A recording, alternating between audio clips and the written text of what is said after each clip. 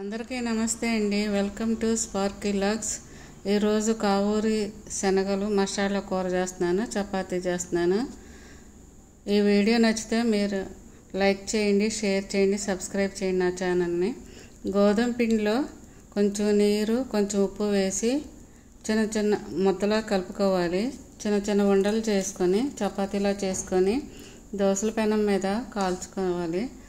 నానబెట్టుకున్న శనగల్ని కుక్కర్లో వేసుకొని కొంచెం దాల్చిన చెక్క, 2 యాలక్కాయలు వేసి ఉడకబెట్టుకోవాలి మెత్తగాను. ఒక కళాయిలో నూనె వేసుకొని అది వేడిన తర్వాత ఉల్లిపాయ ముక్కలు, పచ్చిమిరపకాయ ముక్కలు వేసుకొని అల్లం వెల్లుల్లి పేస్టు వేసి అవి కొంచెం ఉడికిన తర్వాత టమాటా ముక్కలు, పసుపు, ఉప్పు వేసి ఉడికించాలి.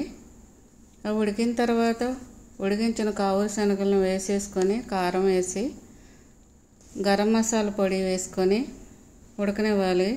ఈ విధంగా కావూరి మసాలా కర్రీ రెడీ అండి. Like, share, subscribe. Thank you.